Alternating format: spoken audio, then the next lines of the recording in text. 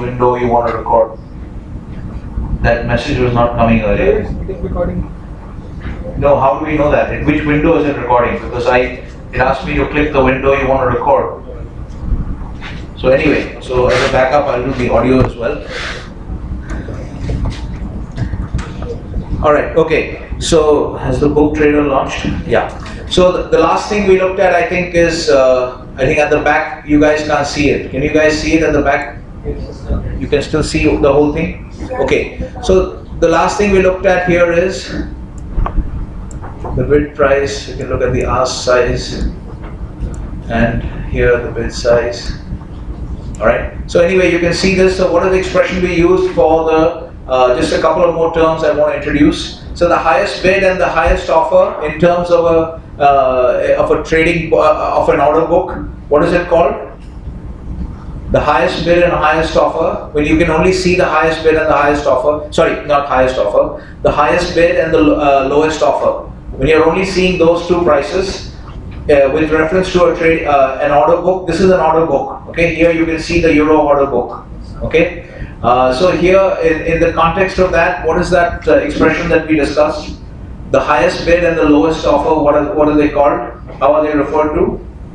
Everyone has forgotten? That's called the top of the book, right? So that is distinguished from the market depth.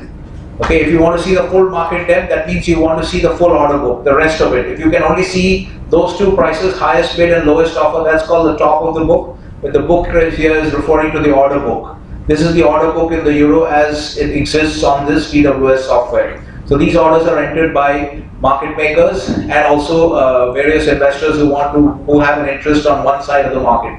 Somebody who wants to buy at a particular price will put in this 19.5 million guy, this 1584 half, he wants to buy 19.5 million. So he's put in that order. Okay, so you can also put in one-sided orders in a software like this. Okay, so is everyone clear about this so far? Okay, so now the other two terms that I wanted to also want to just introduce this view. You can see how fast these prices are changing, right? Can you see how fast the prices are changing? And this is actually quite a liquid, if you go back to where we are right now in terms of time. Sorry. Where we are right now is, okay. If you look at this time now, if you this gives you a sense of the foreign exchange market, how they open and close. You can see the Sydney closes. Sydney opens earlier. They haven't mentioned Wellington because it's a smaller center.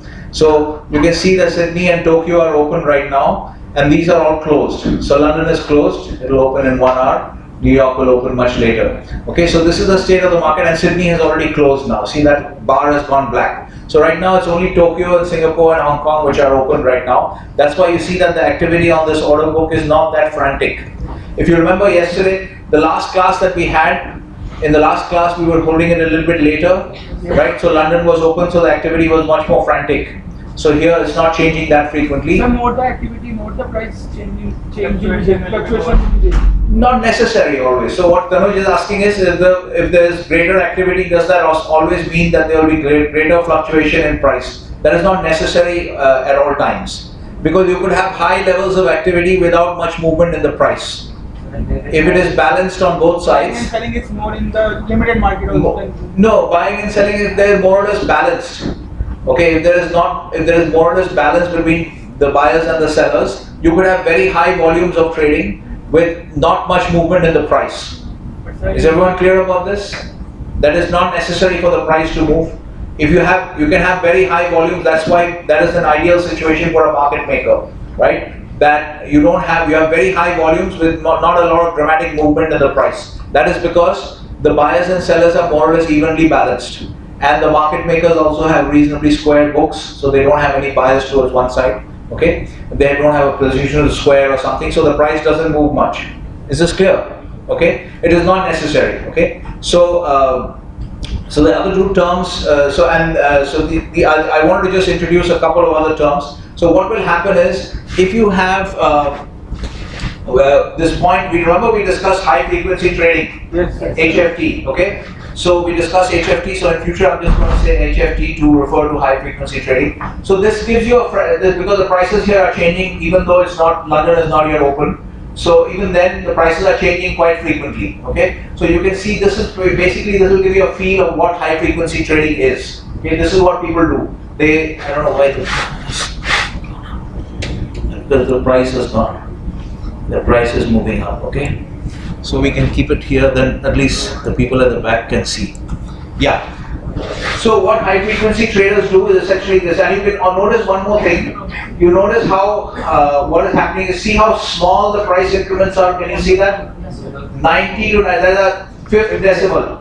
Fifth decimal is changing by 5. Okay, in the bid and the offer. So you see how actually the price is moving up. That's why this view is moving up. You can also see from here, you get a sense of how the price is behaving. The price is moving up. That's why if you go to a view like this,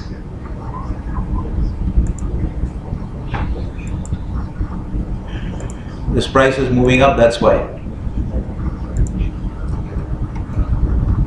If you see this, this is what you're seeing actually happening on this quote board. That price is moving up. Okay, so the one thing that you notice is that I have to keep moving this to keep the view of the best bid and offer. Okay, so you notice that the price increments are very small, right? You notice that, and it's changing quite frequently. The price increments are very small. So this gives you a sense of what HFT is. HFT involves trading in very large volumes, okay, for very small price movements. Okay, if you have a very large volume, then you can make money even with small price moves.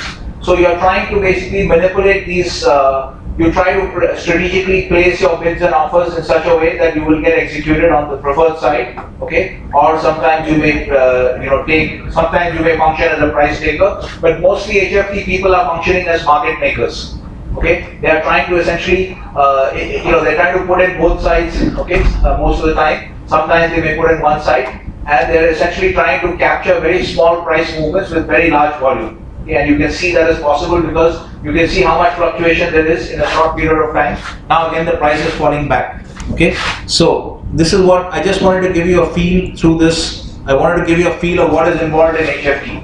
And obviously that kind of thing you have to do in an algorithmic way because you cannot do this at this speed manually. By the time you enter, the price would have moved. It has to be done through computers. Okay. So the first thing is I just wanted to give you a feel of HFT and a couple of new terms that we want to introduce, which you should be aware of, which is there's an expression called spoofing. Okay, spoofing is a term that we use in finance, especially in the context of HFT. The spoofing is in SPOOF. Okay, I put it into your notes so that you can. Okay, I've put in these in, and I've also given you a CNBC article that you can read to understand this definition of spoofing and layering. So there are two terms that you should be familiar with, spoofing and layering, and they appear mainly in the context of HFT. So what happens in the case of spoofing is, see, most of these orders we would assume these are genuine orders, like you just saw that 10 million, 11 million at 1580. It's changing so fast that whatever the prices that you're seeing, okay, then there's a size next to that. So these are supposed to be assumed to be genuine orders, okay? That is, people actually want to buy and sell at these prices, all right? But sometimes in the case of spoofing, what happens is, these are people who want to deceive the market. So what they want to do is, typically if you're a spoofer, what you will do is you will put in a very large order. If you want the price to go down, okay? Just think about this from a deception point of view and a strategy point of view. What you're trying to do is you want the price to actually go down.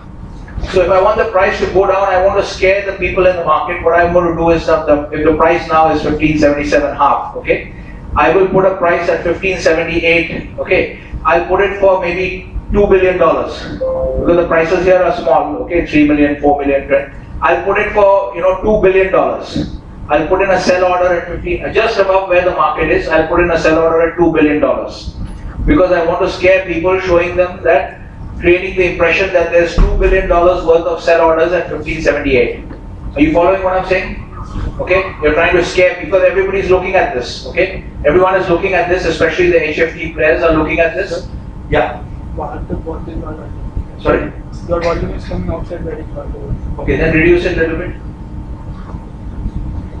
Okay, so what is everyone clear about this? That you want to deceive the market, you want to create a deception, effective deception. Okay, so you scare the market by showing that there is a very high volume sell order just very close to the market. just above the market. Is this clear? Okay, so this is, but basically you don't have, your actual intention is for the price to go down by scaring people. You have no intention of actually selling at 1578, you don't want to sell $2 billion. You have no intention of executing that order. You are just putting in that order to scare the market. Okay, and then your intention is when the market actually goes down, you will cancel the order.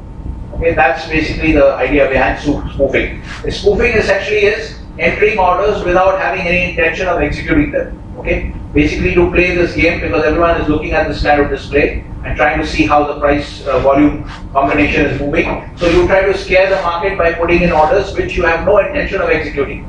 So later on you will pull them back, okay, before execution. And then you're hoping that by putting that kind of a large sell order, you're going to scare the market and push it down. And actually you're looking to buy at lower prices. Okay? So this is one of the problems. So there's an Indian guy called, he's a British citizen. There's a guy called Narendra Sarao, we can read about it, it's mentioned in the CNBC article as well. He was actually arrested and I think he's now been extradited to the US. The US CFTC, okay, actually prosecuted him for engaging in spoofing on the S&P futures contracts. Okay, he was sitting at his home in the UK and through his software and through his algorithms, he was actually trying to manipulate the E-mini S&P futures market. Okay? Same thing, any kind of, it's a form of market manipulation where you're deceiving people, you're showing them large orders and you have no intention of, yeah? Spoofing is illegal. Spoofing is illegal. Under US law, spoofing is illegal.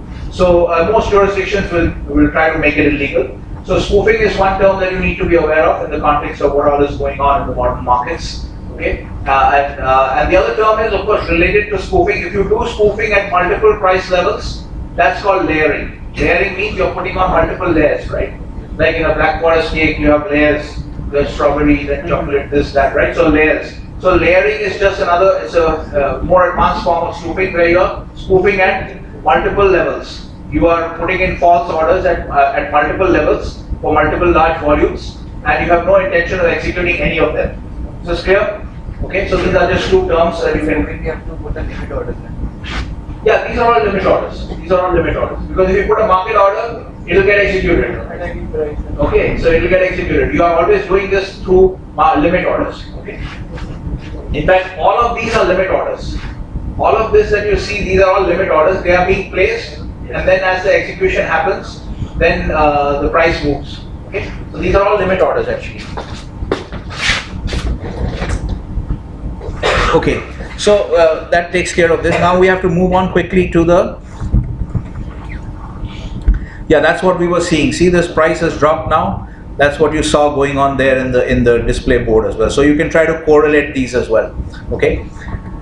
All right. Now what we have to do is we have to quickly move and get you started on your case because we don't have a lot of time. I want to give you at least 5 weeks. I think we'll be able to give you 5 weeks if we give you 2 weeks of practice. So when we download the Wanda software for the desktop, we get the two icons. So in which one we have to so with practice. You have to go for practice. 1 minute. Is there a confusion here? See, this is desktop live. This is desktop live. This is not what you should be using. You should be using desktop practice. Can you see this? Okay, so you got to go for desktop practice because yours is a practice account. Okay, so for now, since the problems still exist on the IB GWS, the data problems, we are going to try and we are going to get ready to do the project on Wanda itself. All right, and then if the IB works out, then we'll see about what we want to do later on. Okay, so let's first quickly understand the case so that we can get you started with what is required. I can close the book trader now. It's taking up.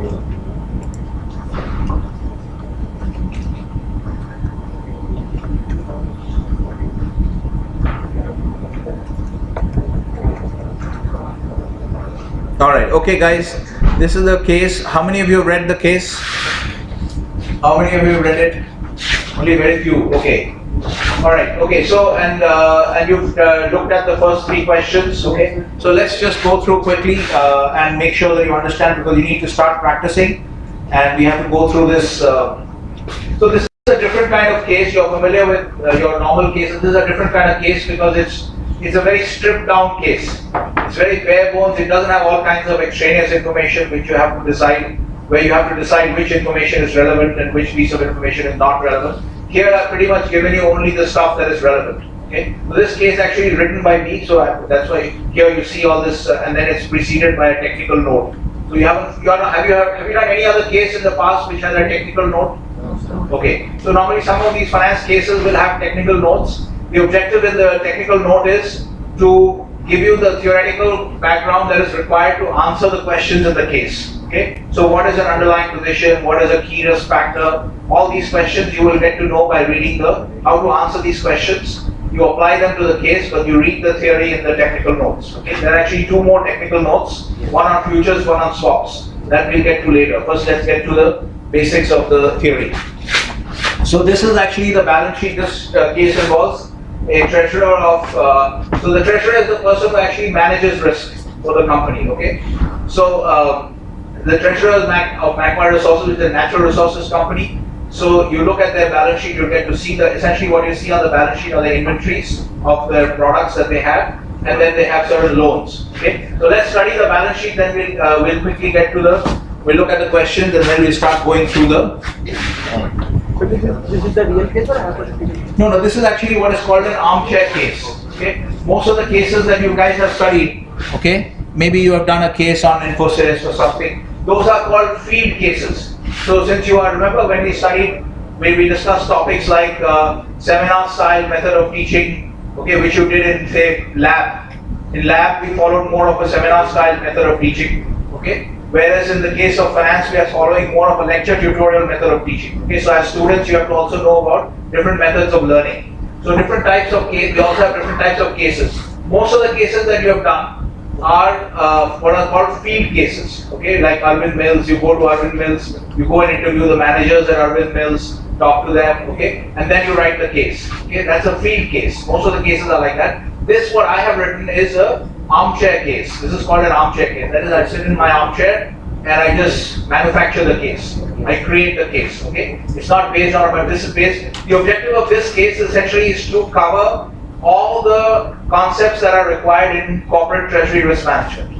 Okay, all the concepts of the case is written in such a way that it will bring out all the concepts that you need in treasury risk management. Okay, so this will be useful for your risk management placement interviews, hopefully, because I found that they are actually asking for risk management profiles. They're asking other types of questions, but you can tell them about this case. Some of these KPMG and EY, they come for your risk management placements. Okay, so they have these kind of profiles, risk management. So you can apply all the learning from this case in those kind of interviews.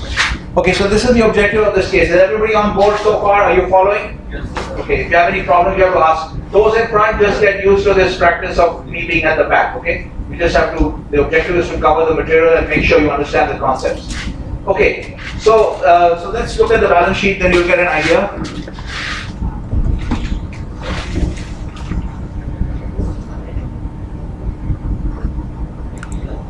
All right, so this balance sheet is a little bit big. Okay, never mind, you can see the items. All right, so is everyone familiar with what you see here? Okay, assets.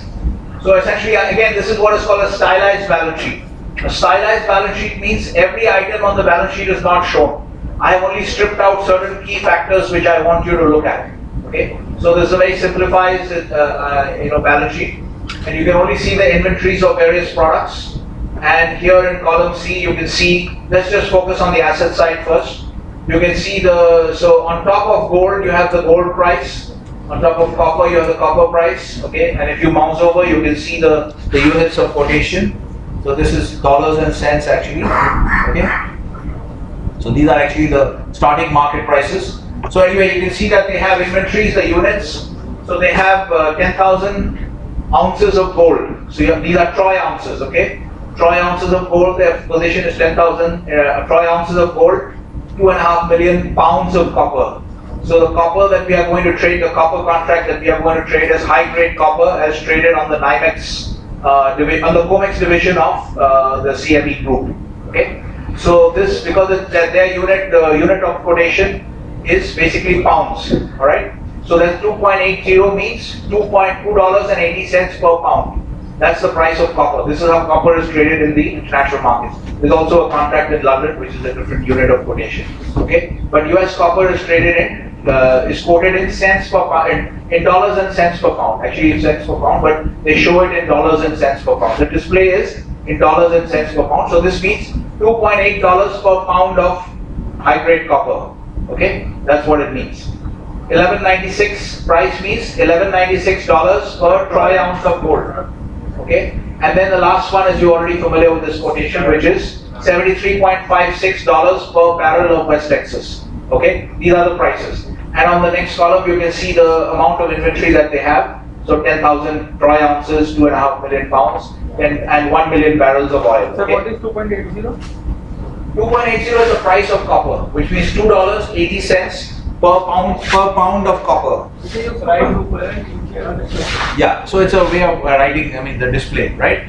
So 2.80 is $2.80 per pound of copper. That's the price. Okay, these prices are very recent. I think 2 days old or something like that. Okay. All right. So this gives you, and then you can see the market value, because we want to. Another thing to note is this is a US dollar balance sheet. So you can see one thing in the case that it says that this company is based in Virginia and their balance sheet is in US. Their financials are all in US dollars. So that is something that is important from a risk management point of view. You need to understand what is the balance sheet currency. This point is important. Okay. So here the balance sheet currency is US dollars. Okay.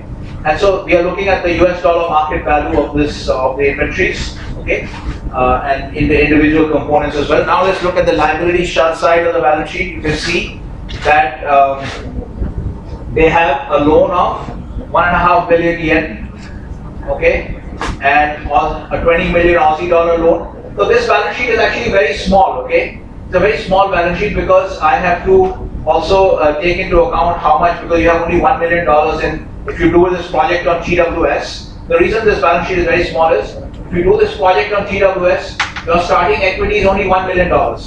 Okay? So you need to be able to do a reasonable amount of hedging. So if I make a huge normal balance sheet, like $1 billion balance sheet or something, you will not be able to do much hedging with your GWS account because you have only $1 million of equity. Okay? So that's why this balance sheet is made as an artificially small balance sheet. In real life, it will be much bigger. Okay? But that doesn't affect your learning. It doesn't affect your logic. The processes that you learn, the methods that you learn, they are not going to be affected by the size of the balance sheet, because the actual balance sheet that you encounter in real life, if it's 10 times bigger, it's going to change. It's not going to change anything in terms of your thinking process. Is that clear to everybody? Okay? It will not change anything. So we have to make it realistic from a hedging point of view using the software that we are going to use. Okay? So on the liability side, as it says in the note, when you read the case, you'll see the yen loan and the Aussie loan are at fixed rates. Okay, so you have a loan of 1.5 billion yen, and you have 20 million Aus, and then you have a dollar loan of 15 million as well. And the dollar loan is at a floating rate. Okay, so that will introduce certain complications, and that will require some risk management. So we will discuss that. So this is a setup of the balance sheet. Okay, right? Yeah. Why should it be one? Okay, no, yeah, you're right. From a consistency point of view, so that you're very right. Good that you're pointing out factors like that. But here I've just put it because there's no rate to put there. I just put it there so that in case I change the loan amount, I don't have to write the full million again. So I have made that into a data entry cell. So that you're very right, very good input. That you understood that rate should be 1. Okay. But if I follow the consistency with the dollar yen rate and the Aussie dollar rate, okay. So anyway, so I put it there just it's mainly to save me the trouble of, if I want to increase the US dollar loan to 20 billion, I'm not going to write 20 billion. I'll just change that 50 to 20. Okay, in column H. Okay. So what you see now, sleep setting. Okay. So in column H, what you can see is these are the spot rates. Okay. In column H, you have spot rates of dollar yen and Aussie dollars. Okay, these are important. Why are these important? We'll see that. Okay, so here, and then obviously just ignore that 15 over there. That's not meant for you. It's just for my convenience. So just look at the Aussie dollar rate and the dollar yen rate. Okay, so this is the situation in this balance sheet. Now you notice that in this sense, the starting balance sheet. Okay, so what is going to happen in your project, we'll get into that a little bit later, is that this is a starting balance sheet. So this is obviously a fact the actual value of the balance sheet is a function of the prices that I have put in. If I change the prices, the value of the balance sheet will change. Is that clear to everybody? Everyone follows? Yes? Are you following? If I change the price, the value of the balance sheet will change. Okay, so let's see that once. If I make this instead of 1196, the price of gold, let me change that to say 1290. no, let's make it okay, you want to increase it, let's make it 1600.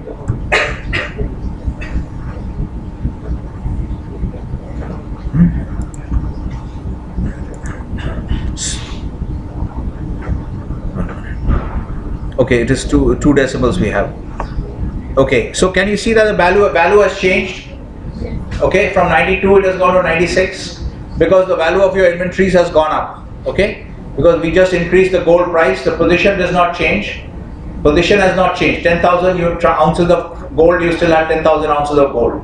But now suddenly you have the value of the market price has gone up, so the value of the gold position has gone up. So obviously the total value of your balance sheet has gone up. Okay. So now notice one more thing. Net worth. Sorry. Net worth also. Next one, so I thought you are going too many steps ahead. I was going to just check that. So make liability, obviously the assets have gone up, so liabilities have to go up. Total liabilities have to go up. But notice something that because we are not able to see that in this view, we are not able to see this in this view because maybe I should decrease the view, make it. Okay, now you can see the whole thing. You can still read at the back. Ria, you can read the figures. Okay, so now let's change it back. Now look at the dollar value. Just focus on the dollar value of the loans. I'm sure this is basic stuff, but there's 15 million and 14.4 million and 13.2 million here. Okay, we are interested in the dollar values because this is a dollar balance sheet. Is everyone clear? This is a dollar balance sheet. Now I change the gold price back. Okay, from 1600. So, and notice the total balance sheet is 96 million. Okay, just rounding out, 97 actually, because 96.5. So 97 million balance sheet. I'm going to change this back to 1196. Now notice what happens to the dollar values of the three loans. One minute. I'm just making sure that everybody understands this. Okay, this is basic balance sheet, but I'm just making sure that because we have checked before and seen that many of you don't remember your basic concepts. Is there any change in the total balance sheet? Yes. 96 to 92, 97 to 92 or 93. Okay, but is there any change in the loans? Is there any change in the loan values? No change in the loan values, right? Because your loan liabilities do not change. Okay, let's say the dollar value of your loans. Okay, we are looking only at the dollar value to standardize it. The dollar value of your loans has not changed. Is there any change in the net worth? Yes, sir. There is a change in the net worth, right? The net worth has gone from 53 to 49. 53 to 49 or 50, okay? 54 or whatever it was to 250. Yes, So is this clear to everybody how the system works? Okay? That means, so here we have seen both sides. First we increased the price of gold and we saw that the net worth went up. Is everyone following this point? I'm not looking at the individual faces, but I hope everybody understood this logic, right? That Sushant, you're following? Yes, sir. That if we change the value of the assets, change the price of the asset, change the value of the asset, there is no change in the value of the loans. Is this clear to everybody? Okay. So what is changing is the net worth figure. Everyone is clear that net worth is a residual number. Okay. If you check the formula, you'll see that. I don't know where I put the formula. This is where I put the formula. Okay. You can see the formula is the total balance sheet minus, okay, this is very basic stuff, but I'm making sure that everybody understands this clearly. It's total balance sheet minus all the other outside liabilities. Okay, the loans are your outside liabilities, and this is the residual is the net worth. Okay, so whenever there's when the balance sheet value went up, the benefit went to the net worth. When the balance sheet value went down, again the detriment will also go to the net worth. Okay, so the net worth is a residual, it takes all the hits and the misses. Okay, So this is what you have to understand. This is basically what's going to happen, and this is why there is risk to be managed. The moment you have a balance sheet like this, okay, we have, and you only see the asset side, because there can be this kind of effect can also come from the liability side. On the if you look at the two exchange rates, when we look at them, okay, if those change, that will also change the value of your net worth figure. Okay, so there is risk on this balance sheet from multiple factors, but one thing you have clearly seen, that there is risk from the gold price. Okay, there is a benefit also, and then there is a risk as well. Okay, you saw that the gold price went up from 1196 to 1600, and your net worth went up. But if the gold price falls from 1600 to 1196, then your net worth goes down. So there is a risk there to be managed. Okay, if you just close your eyes and go to sleep, then it might go against you. So you have to watch it. Is this clear, everybody? That there is risk here? Okay, so let's try to understand this now. So essentially there is also risk. This is a little bit more complicated, so we'll see this when we return to the exchange rates, the consideration of the exchange rates. Okay, so let's go back to the theory now and quickly cover the theory. Okay, let's read the 3 questions. So these are the first 3 questions you want to answer. Key risk factors. What are the key risk factors? This is how you have to proceed with the analysis of a balance sheet. When you're working for a corporate treasury, you have to analyze, and you're trying to do risk management for a corporate treasury. First, you have to analyze the balance sheet. Even for a bank trading book, speculative trading book, it's the same analysis. You still have to look at what are the key risk factors. Okay, you have to be clear about what are the underlying positions for each KRF market. Okay, and then you have to look at the decision problems. Okay, that's a little bit more theoretical, the third part, but we'll see about that. Okay, so let's go to this technical note. Okay, on risk management.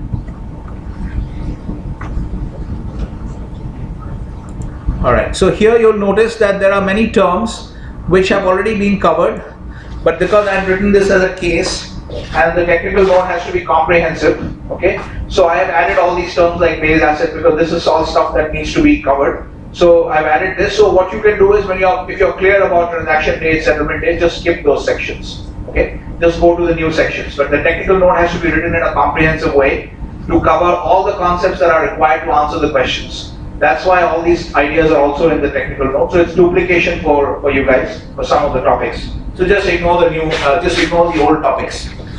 Go to what you need first is. Only 2 to 3 topics are rest all. Yeah, the rest are all new. And in fact, not only that, under position exposure also there are certain new topics you have to be aware of. So make sure you skim through everything and see that there is no position exposure. You already know. Okay. The way to look at a position is basically the idea that it's a bet. When you're long, you're betting that the asset price will rise. Okay, when you're short, you're betting that the asset price will fall. Okay, this is the correct way to look at it. So long, short, okay, we've got this. Okay, this is one point that you have to be aware of. Outright positions versus spread and differential positions. Okay, try to understand this point. Actually, we don't need this point for our KRF for the first 3 questions. This is actually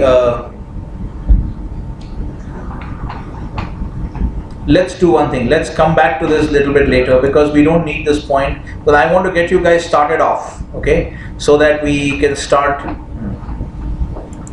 Okay, let's cover it anyway. Let's start cover it because we have.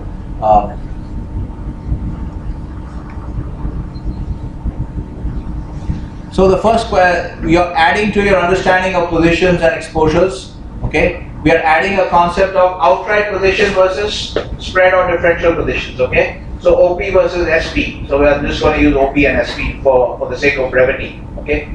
So essentially, outright prices are all that you see here. If you see on that screen here, you can see all these foreign exchange prices: euro dollar, Bitcoin dollar.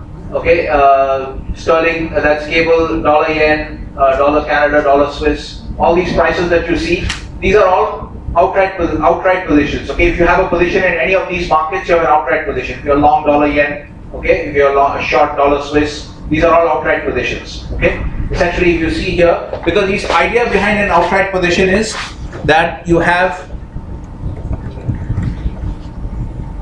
If you look at this also, here we have 0 positions. But let's say if I buy some euros, okay,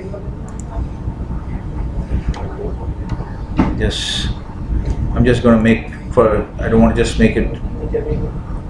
Okay, there's some problem with this account. So anyway, I can't enter new positions on this account for I don't know what the reason is. Anyway, never mind, we can enter it on this. So here if I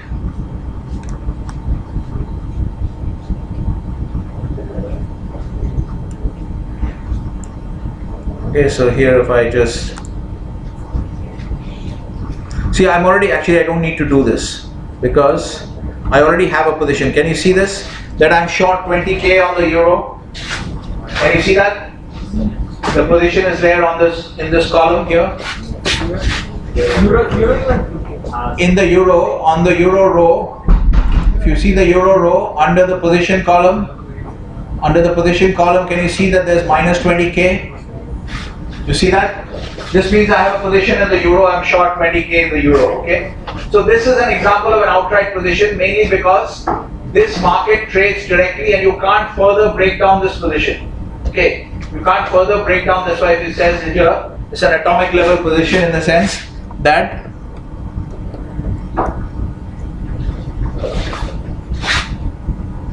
okay, so an atomic level market price means this is a market price that is trading directly. Atomic level means essentially what this means. Of course, now we have quantum physics, so we have the physics of subatomic particles, but we are just ignoring that. This expression has remained in the language. When we say an atomic level category, means that category can't be broken down further.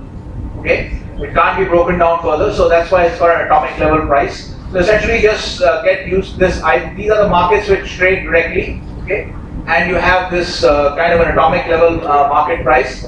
So you can't further break it down. This will become clearer when you look at what is what is the spread position. Okay, so you have all these markets: dollar, yen, euro, oil, wheat, gold. Anything that you look at, any market that you look at, these are most of these major markets. These are all. If you have positions in these markets, these are all outright positions. We can say that they do not have any fractal property. Sorry. We can also say that they don't have fractal property. They are talking. No, don't bring in fractals into this. Fractals is a different matter which we use. Fractal essentially means the same pattern appearing on multiple levels. Okay, so I understand why you might be asking that question, but don't bring that idea into this. It's not related to this. It will create confusion. So it is just a market where any market, most of the markets that you follow, most of the major markets that you follow, these are all atomic level prices. And these are outright positions. If you're long dollar yen, short dollar Canada, these are all outright positions. The more interesting type of position is a spread position. Okay. So here look at essentially the idea behind the outright position is that you concentrate on the primary market for that particular asset. Okay, the primary market for price discovery. If you look at one example.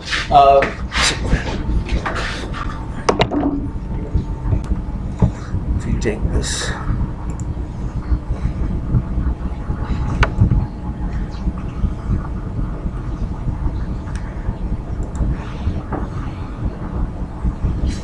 the idea is that most of the outright positions are in what we would consider to be the primary market for price discovery for that particular base asset. Okay, you remember the expression price discovery?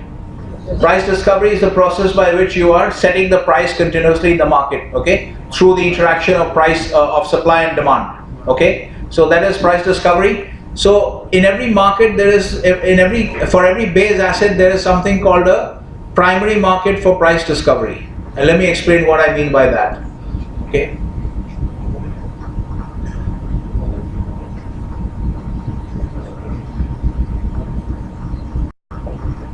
Okay, look at this now. Everyone can see the prices? What markets are the primary? 1 minute, I'm just coming here. 1 second. Everyone can see the prices now for gold? Okay. Now here, what we mean by the primary market for price discovery, understand this, that globally, okay, the primary market for price discovery in gold, okay, where is the gold price primarily set in world markets? It is set in the US dollar gold market. Okay, so where the US dollar is the terms asset. Okay, so if you go to a major league gold market maker like Moncada Goldsmith or Barclays or some of these companies, and if you ask them for a gold price in yen, they will still quote you a gold price in yen. Okay, but that's not the primary market. So if you want the best price, if you want the best price, the most efficient price, and you want the most liquidity, if you're trading a large amount of gold, okay, let's put it this way: if you're trading a large amount of gold, let's say you're the Bank of Japan, and you want to sell a large amount of gold, okay, you would not go to somebody and ask for a gold price in yen. You would go and sell it in the US dollar gold market, and later on you would use the foreign exchange market to convert that gold dollars into yen. Okay, so try to understand from this what is meant by, so here you have to understand, this is a matter of contextual knowledge. You have to be aware, if you are operating in the gold market, you need to be aware that the primary market for price discovery in gold is not India. Like here we quote in terms of 10 gram, rupees per 10, rupees per 10 gram. This is not how the international gold price is set. That's why, which is a tragedy, that despite India being such a big consumer of gold, okay, we are either number one or number two, okay, but we still don't determine the international price of gold, because we don't have a convertible market, we don't have a convertible currency, our capital markets are not open. So the international gold price continues to be set in US dollar terms in the OTC spot markets for precious metals, which operate round the clock, but the main market is in London. So is this clear to everybody? To understand the gold market is a very important market. Through this we can understand the concept of, in every kind of, for every base asset, there will be a market which is the primary market for price discovery. So in gold, the primary market for price discovery, where the international gold price is set, it's not in India.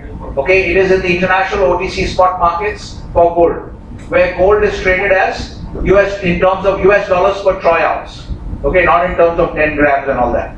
This is clear to everybody? That's why we say that in gold, the primary market for price discovery is the gold in terms of the international spot market, where gold is traded in terms of US dollars per troy ounce. Okay?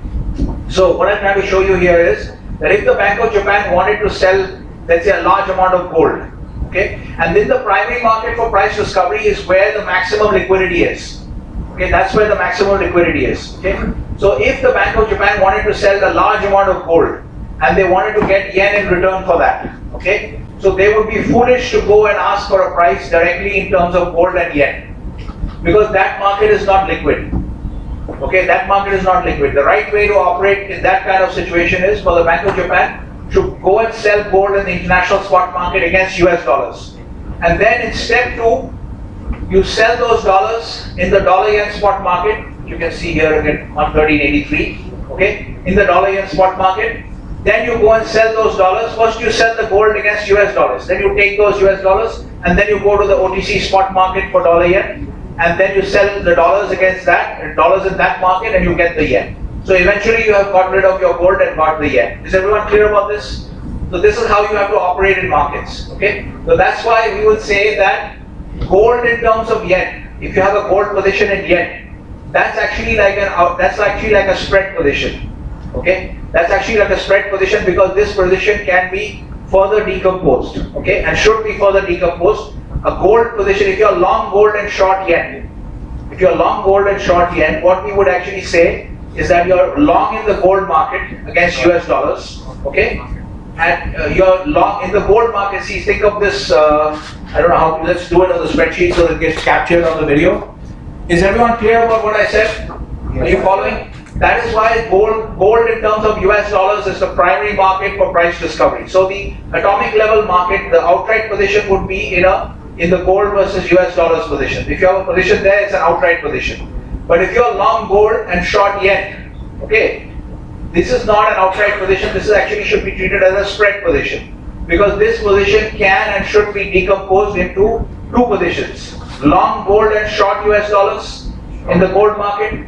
In the primary gold market, you're long gold and short US dollars. And in the spot dollar yen market, you are long dollars and short yen.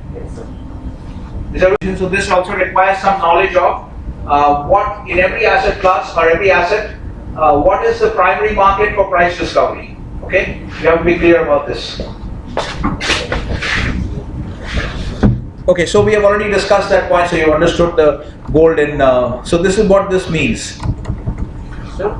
Yeah. I was going through the notes, so can you tell one major difference between what's the difference between futures and forwards?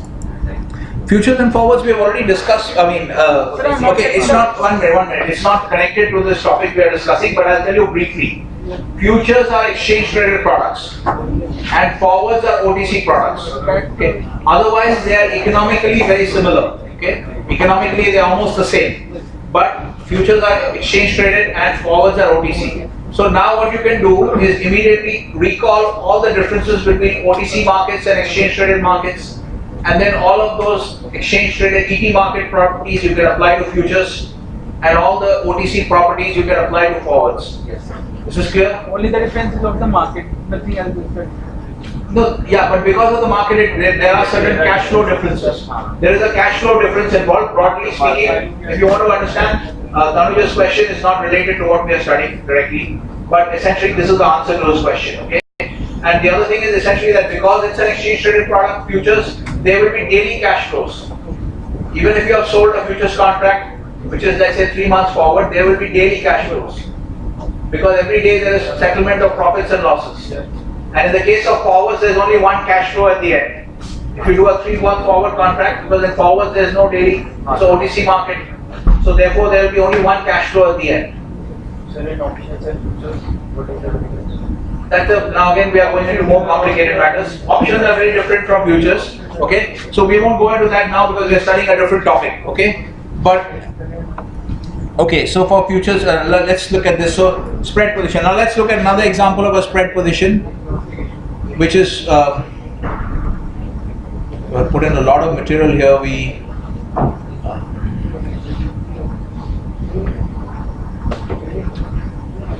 So as you said, there are primary markets. There are also primary instruments too. No, we just say that those are just that's the instrument remains the same. Like if we say that the primary market for price discovery, okay, so we should use the expression primary market for price discovery, okay. So in that is spot gold, Yes. okay. So the spot market, the OTC spot market for gold, okay. So that means the instrument remains spot. So there is no change in the instrument as such. The character of the instrument does not change. Okay, I'm just getting a little nervous because I put in so much material here and it's not directly. I wanted to get you started on the case. Anyway, let's cover this.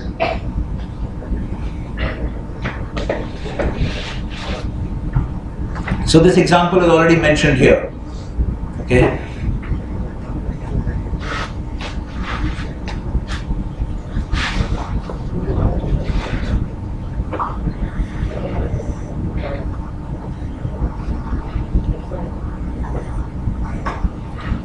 Okay, let me do one thing here.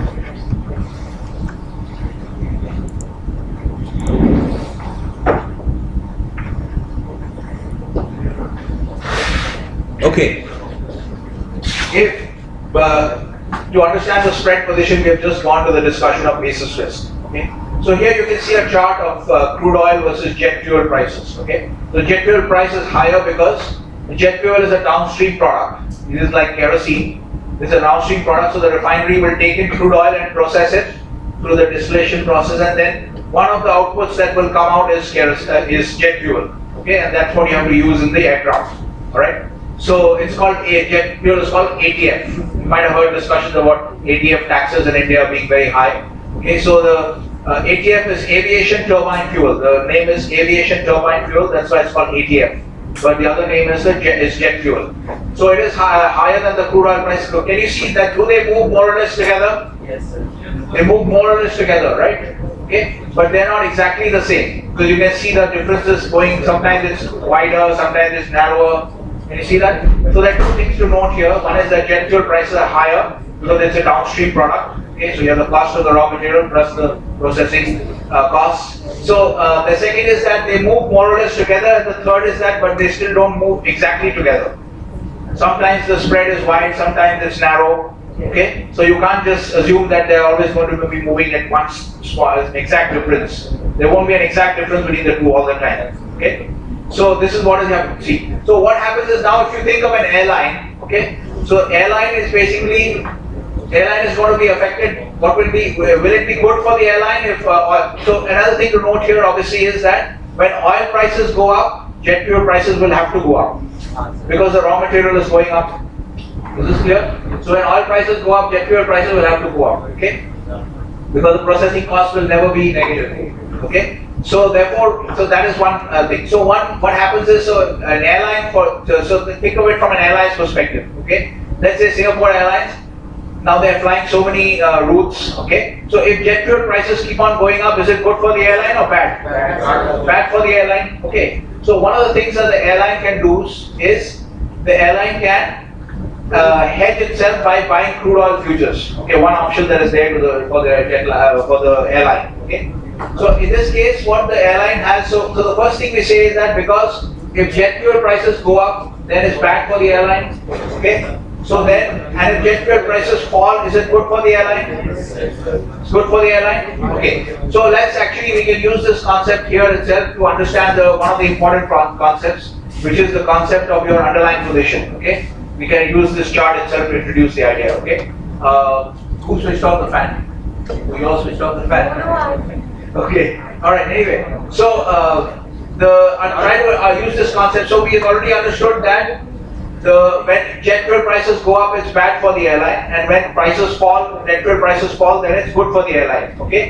So now tell me, what is the airline's underlying position with respect to jet fuel? Okay, it's a new term that we are introducing. Underlying position. So, or just forget about the underlying. Just talk about the positions. What is the airline's position with respect to jet fuel? Is it long or short? Remember, positions can only be either long and short. If you're square, then you don't have a position. Okay? So position is either long or short. So jet fuel, airline position is, most of you are saying long. Some are saying short. Okay. Now one sec, let's answer this question. So Kaba is saying short, and most of you are saying long. Okay. Is the question, now you're saying short. Okay, I thought initially you said long. Okay. So is the question clear to everybody? Okay, we know what happens to the airline. If the jet fuel price goes up, it's bad for them. If it goes down, it's good for them. Okay. Now the question I'm asking you is, if you know this, if you have this information, that price going up is bad, price going up down is good. Okay. Now I'm asking you a second question. Then tell me, what is the position? Now think about it logically. You guys have already traded. If the situation is such that if the price goes up, it's bad for you, and if the price goes down, it's good for you. That's what we saw in the case of airlines. We saw that if the price goes up, we are discussing jet fuel positions. Okay. So with respect to jet fuel positions, we see that on that question, we see that if jet fuel prices go up, it's bad for the airline, and if it goes down, it's good for the airline. Is this clear? Okay. So now tell me, if this is the situation, that if price going up is bad, price going down is good, then what is the airline's position with respect to jet fuel? Short, right? I know that you have a position, but I don't know what your position is. Okay. So I know that you have a position, but I don't know what your position is. But I have this information that when the price goes up, when that market, whatever the market is that in which you have the position, okay? I know that when that market price goes up, it's bad for you, and when that market price goes down, it's good for you. So from this, I can conclude that your position must be short. Yes, sir. Because a long position will not behave like this. Only a short position behaves like this. Yes. That if it goes up, it's bad for you. It goes down, the market price goes down, it's good for you. Is this clear? Yes, sir. Okay. So from this, we have actually learned the idea of the underlying position. Okay. So here we introduce another term. We say underlying position. Okay. So we say that for the case of an airline, okay, take that as an example. We say that to understand the concept of underlying position, we say that in the case of an airline, its underlying position with respect to jet fuel, or its underlying position in the jet fuel market, okay, is, what is it, short or long? Short, okay. So the airline is short jet fuel, okay. Their underlying position is short jet fuel. Is this clear? Okay, why is it not clear? So the airlines always require fuel. Yeah, so they should be long on fuel. No. They first, okay. So that's why. Okay, I understand what you're saying. Okay, that is one. That is you're looking at the inventory. You're looking at the inventory of jet fuel. We are not looking at the inventory. We are looking at the economic exposure. Okay, so it's a good. I understand why you asked the question. So actually, Sahil is saying that since they are always buying jet fuel, okay, because they have to fuel the planes. So if you look at the inventory, it will always be long jet fuel. Okay, but here when I'm saying it's an understandable question, but the concept we are discussing called underlying position is your underlying exposure. Okay, and that's why we say underlying, which is like a core concept. Underlying means it's kind of a core exposure. Okay, your underlying position. Okay, which is what is your natural position in the particular market. Okay? If you did not buy any jet fuel, your natural position is short, because if the price goes up, the implication for you is negative. If the price goes down, your implication for you is positive. Okay? Yeah, without doing anything. Without doing anything, think about the natural position of the airline. What will happen to them if like just say if you look at the airline price stocks. If you look at airline stocks and if you assume that they can't pass on any cost increases, then in that case, if crude prices go up, airline stocks should fall. Okay? So why is that falling? Because their earning projection will go down, because their margins will fall, because we are assuming that they can't pass on any of the cost increases. So they have to absorb the cost increase, so the margins will fall, so the profits will fall, so the stock price will fall. Okay? So it is bad for the airline in that sense. If prices go up. Okay, I understand your question. The inventory, don't look at the inventory. When we are talking about underlying position, we are talking about something like a natural position. Okay, is this clear? Like a natural position. Okay, so if you think of it from India's point of view now, again, if you look at the Indian point of view, let's take a related question. What is India's underlying position with respect to crude oil? Are we long or short? Short. We are short crude oil. Because if crude oil prices go up, it is bad for us. Because we are a net importer. Okay. So therefore, again, so it's like, are you getting the sense of what is meant by underlying position? Okay. It's natural to be confused with the inventories. But I'm saying put that aside. Think about the natural underlying position. That's why we say underlying position. Okay. The natural position. So for India, the natural position is we are short crude oil. So Saudi Arabia is long crude oil. Norway is long crude oil. Okay. US is also long crude oil now. Okay, because they are becoming a net exporter, the biggest producer of oil and gas now. Okay. So this is the situation. This is how you understand the concept of underlying position. Okay. Is this clear? Okay. So the long side we are not discussing. Now what happens is, so the underlying position of an airline is short jet fuel. Okay. So what they might do is they might actually hedge themselves by buying, and we notice that if you're the CFO of an airline, you see that crude oil prices and jet fuel prices move quite, more or less together, okay? Not exactly, but more or less together, okay? And there is a very liquid market for crude oil futures. Very liquid market, but there isn't much of a market, let's say, assume that there isn't actually any market, okay, for jet fuel. There is a market, but it's a physical market, essentially, and it's not that liquid, not as good as the crude oil price. So what you do as a treasurer of a CFO of an airline is, you are short jet fuel, you know your position is short jet fuel. What you do as a hedge is, you buy crude oil futures. Is this clear? You buy crude oil futures? Yes? Yeah. So, the underlying position of the airline is short, okay? So if they do nothing, think of it this way. If the airline does nothing, the underlying position does not change, it remains short. So if an airline does not do any proactive hedging, and they're seeing, as you can see now, crude oil prices have been moving up quite dramatically, okay? So those airlines which have not proactively hedged their exposures to crude oil, to jet fuel, okay, they are seeing their costs going up. Okay, now whether or not you can actually pass on the cost increases to the customer is a function of competitive dynamics in the market. If you're the only guy raising prices, then nobody's going to fly with you. You'll be the last choice of flying, right? Customers will all go to the other airlines. Okay, so that means you'll be in trouble. So your natural position, your underlying position is short. So if you want to hedge it, you will hedge it by because you want to now what you want to do in a hedge. Okay, this also gives you the idea of hedging. If you want to, what you want to do in a hedge is, you want to do something which will offset what will happen to you in the underlying position. So the idea of hedging is that the hedge position should offset all this stuff is in your notes. So you don't have to take notes, but just try to understand it. That the hedge position, when you are trying to hedge your underlying exposure, okay, you have to, if you do nothing, you could be in trouble. Okay, so when you want to hedge, what you have to do is you have to do something which will be the opposite of your underlying position. You have to create a position which is the opposite of your underlying position, so that when the underlying position is losing money, the hedge position should make money. Are you following the logic? Okay. Yeah. So this is an important concept. So let's make sure we understand it properly. So you understand the need to hedge. First, is everybody clear about underlying position and the need to hedge? Because we have shortened the spot market. Yeah, you can say you're short in the spot market. You can say that. On a continuous basis, you will need to buy. So if prices go up, it's bad for you. So your underlying position, you can say, is continuously short in the spot market. Okay? Alright, is this clear to everyone? So underlying position is clear. So the underlying position arises from the nature of the business. Okay? Alright? So now, if obviously one of the problems is if you do not do anything, you could be in trouble. Alright? So you have to do something. Now when you do something, that's your hedging program. Okay, then you run a hedging program. So what you want to do, obviously, is common sense. Your underlying, you can't really change your underlying position. If you're an airline, you are always going to be natural. Your natural position is short jet fuel.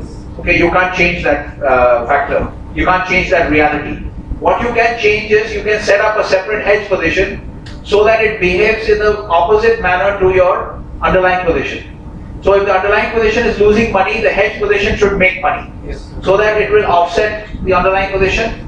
Okay, and then it will, so on balance you'll be okay. You following? Okay, so you're not clear 100%. So you have an underlying position. Okay, so an underlying position will behave in a particular way. When prices go up, it will lose money. And when prices go down, it will make money. So if you do nothing, you might actually lose money because prices will go up. Prices might go up. So you want to do something which is you want to set up a hedge position. A hedge position is, the best way to think about a hedge position is it's an offset. It is meant to offset the others, what is happening on the other side. So you have to set up an offset. You understand what is offset? Creating a position. Opposite. Okay. You have to do something opposite so that you have to create an opposite position. You have an underlying position. You can't change that. As long as you're going to be in the airline business, you will be short jet fuel. Period. There's nothing to discuss, or you don't have to do anything. Anyway, you are naturally short jet fuel if you are in the airline business. Is this clear? So if you just sit passively and do nothing, you could end up losing a lot of money. So what you want to do is set up a hedge position which is like an offset. So it should be the opposite of your underlying position, so that when the underlying position loses money, the hedge position should be making money. Okay, so that then you have an offset and on balance you're okay. The sum of the two you're okay. Is this clear to everybody? Yes, what is the idea behind hedging? So first you have to understand the natural position on the underlying position, and then you see, figure out whether it is long or short, and then in the hedge position the idea is you do the opposite. You create an opposite position so it acts as an offset. Okay? So is everyone clear about this so far? Yes. So if the market is moving in a favorable direction, then we will not do anything. No, see, this is because see, at a point of time, you don't know which way the market will go. This is a problem in the future, right? You don't know which way it's going to go. So if you want to be careful, the other thing about hedging, when we come to the technical definition of hedging, remember what we discussed? Reduction of risk. So the objective of hedging is to reduce uncertainty. Okay, the objective of hedging is to reduce uncertainty, and that's why that is the main objective behind the hedging program. Okay, so that's why you try to reduce the uncertainty and reduce the risk. So it could happen. I understand what you're getting at. So what you're saying, I think what Giri is getting at is that if an airline, okay, first your question is a little bit ahead. Let's cover some of the other concepts. Okay, other steps. Okay, so first we understand natural position is short jet fuel. If you are in the airline business, you are short jet fuel. Nothing you can do about it.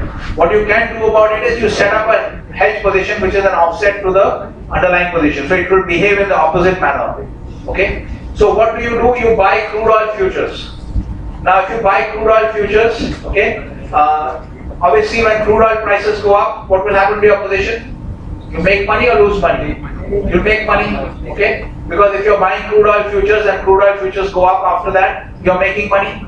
Okay. Now we also see that when crude oil prices go up, what happens to jet fuel prices? They also go up.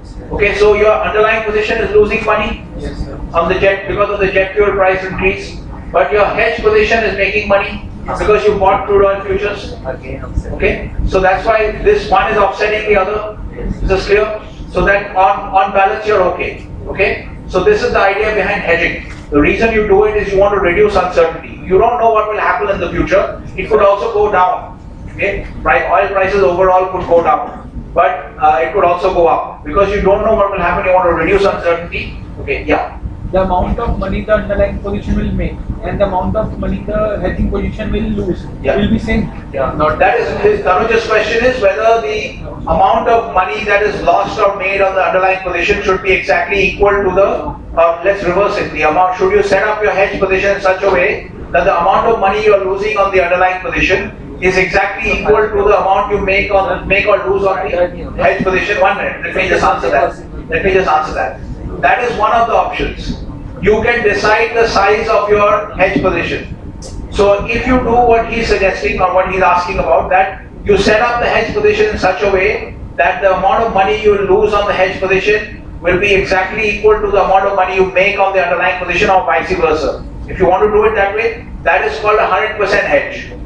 That means you have hedged 100% of your exposure. Yes. You can also decide not to hedge 100%. You can decide to hedge 25%, 35%, whatever you want to do. That's a matter of judgment. Okay? But you can also, that's one of the options, the 100% hedge. And generally, Yes, that's okay. Your question is not improper. I'm just saying. The answer to your question is that is one of the options. You don't have to do it that way. any percentage of the amount we can. Any percentage. Okay, so that is decided by your heading risk management policy. So every company should have a risk management policy where they lay out the plan that we will hedge only 25% or we will hedge only 50%. And so this is all something that the company can decide at its discretion. Okay. Okay, is everyone clear about this?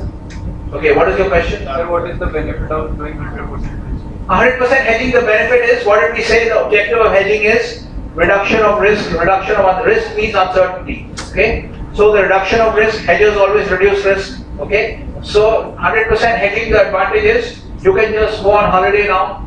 You have nothing to worry about. All hedged.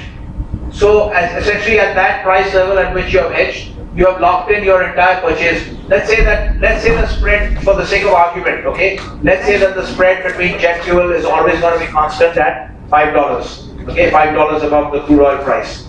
And let's say you have hedged your entire entire consumption for the next 5 years, okay, at say $75 a barrel, assuming that you got that price for 5 years. Okay, so that means essentially that you have bought crude oil futures at $75 for the next 5 years. Okay, a simplistic example. And we have assumed that the markup is only $5 between the two. Okay, so that means $80 for your jet fuel prices. Okay, so you have locked in your purchase price of jet fuel at $80 for the next 5 years. 100% of your projected consumption. Okay, so now you have full certainty. Okay, but obviously the problem here is that this is what Giri was talking about. Okay, don't get restless because I have an alarm for 12:45. So don't get restless. I don't know why people are getting restless. There's an alarm when it goes off. So your battery is running low. This is the problem. Why is my battery running low? So Because you are tired. not because I'm tired. The battery is tired. Okay. So the time, 1 minute. So it's a little risky to keep my laptop on with the. But anyway, let's quickly finish it off. So I should get my. Okay. So is everyone clear about this idea? We have covered a few of the topics. Okay. That underlying position. So what Giri was talking about? What Giri was talking about is when he's talking about the part where, let's say, an airline has an underlying exposure of short jet fuel. Okay. Then they buy crude oil futures to hedge 100% of the exposure, and now crude oil prices collapse. After they have hedged, then crude oil prices collapse. Okay, then you can't get any of the benefit of that collapse because you've already hedged, you're locked in. Okay, that means essentially the example that we gave you, $50, $80 per barrel for the next 5 years. You have hedged your entire projected consumption. Now for the next 5 years, your input cost is going to be $80 per barrel. Even if crude oil prices fall to $55, you will not get any of that benefit.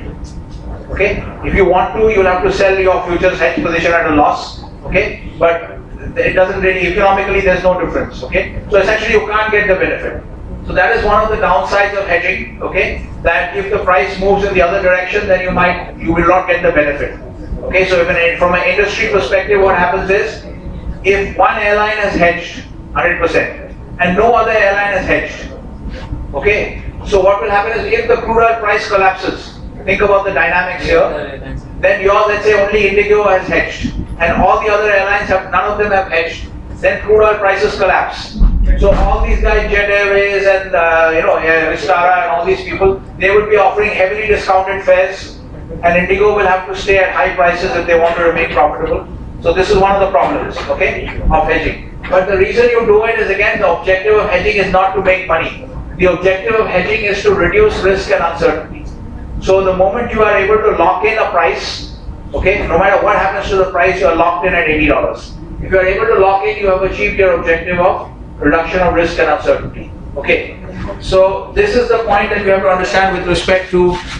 So, but if we come to the sales point again, that the companies make fuel daily, so how will they make the contract or the? Sorry, come again. Come again. He's saying that the companies need fuel daily, but hedging is over a period of time. 1 minute. So they keep a stock of at least a week or a month. Okay, I have to shut down this computer because. Okay, tell the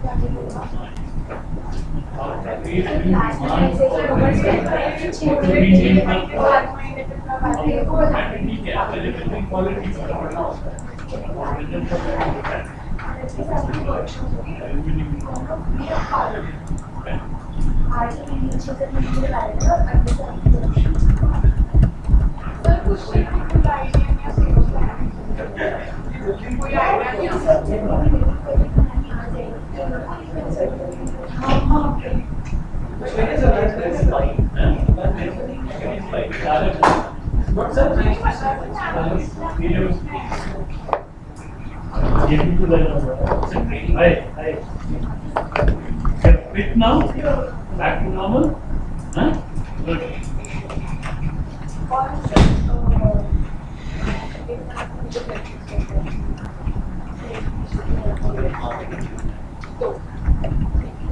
और